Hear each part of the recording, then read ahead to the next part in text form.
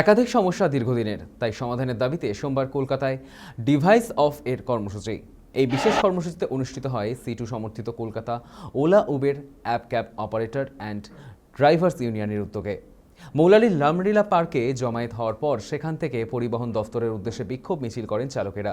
সংগঠনের দাবি, app cab চালকদের স্বীকৃতি, সামাজিক সুরক্ষা, ভাড়া পুনর্নির্ধারণ, সিএনজি সরবরাহের উন্নতি, ভিএলটিডি নীতির পরিবর্তন, পুলিশি হয়রানি বন্ধ এবং মহিলা চালকদের জন্য বিশেষ সুবিধাসহ মোট 11 দফা দাবি দ্রুত কার্যকর করতে হবে। ইউনিয়নের অভিযোগ, অতীতেও একাধিকবার স্মারকলিপি ও আন্দোলন হলেও সমস্যার স্থায়ী সমাধান হয়নি। গত 18 জন পরিবহন দফতরের ডেপুটেশন এবং পরিবহন মন্ত্রীর সঙ্গে সাক্ষাতের আবেদন জানানো হলেও এখনও কোনো ইতিবাচক সাড়া মেলেনি। তাই বাধ্য হয়ে এই কর্মসূচির পথে হাঁটতে হয়েছে বলে দাবি সংগঠনের।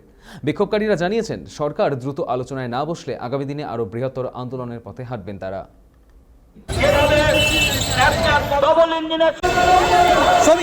শুনুন, দীর্ঘদিন ধরে আগের সরকার ছিল, বারংবার বলেছি যে পেট্রোপণ্যের দাম বাড়লে ভাড়াকে কিন্তু বাড়াতে হবে, কিন্তু কোনো রকম তারা করেনি। বর্তমান সরকারও 4 তারিখ মে মাসে ক্ষমতায় এসছে, অন্ততপক্ষে 4 বার পেট্রোপণ্যের দাম বেড়েছে, ভাড়া কিন্তু বাড়ছে না, রিস্ট্রাকচারিং হচ্ছে না।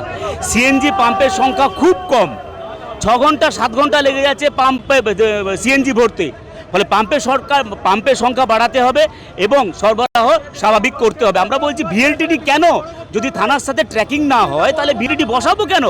আপনারা ট্র্যাকিংয়ের সিস্টেম করুন, তাহলে বসাবে। আবার বসাতে গেলে একটা ড্রাইভারকে যদি 12 থেকে 15,000 টাকা করে দিতে হয়, এত সম্ভব? ফলে দায়িত্ব সরকারকে নিতে হবে।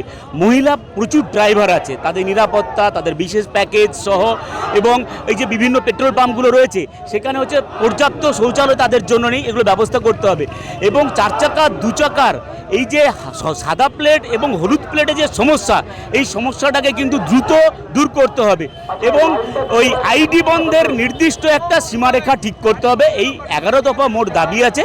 একই দাবি আমাদের ইউনিয়নের পক্ষ থেকে যে একটা ন্যায্য ফেয়ারটা দিক ওলা উবার।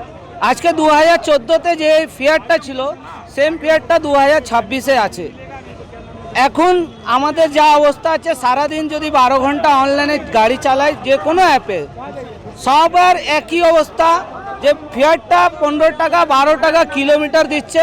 এবার ড্রাইভাররা অ্যাকসেপ্ট করছে না ট্রিপটা, আর প্যাসেঞ্জাররা গাড়ি পাচ্ছে না। কেউ হয়তো এয়ারপোর্টে যাবে, কেউ যাবে হাওড়া স্টেশন, যে কোনো জায়গায় যাবে, ইমার্জেন্সিতে গাড়ি পাওয়া যাচ্ছে না। এই ওলা উবার বা যে কোনো অ্যাপ কোম্পানির যে অত্যাচার, এই অত্যাচারে শোষণ হয়ে ড্রাইভাররা অবস্থা একদম নাজেহাল হয়ে আসছে। মানে বাড়িতেও ঝুড় ঝামেলা হচ্ছে এবং রাস্তাতে যে পুলিশের যে হয়রানি আছে, 100 টাকার কেস আজকে 500 টাকা, 1000 টাকা। অনেক আমাদের জ্বালা যন্ত্রণাতে আজকে বাধ্য হয়ে আমরা রাস্তায় নেমেছি।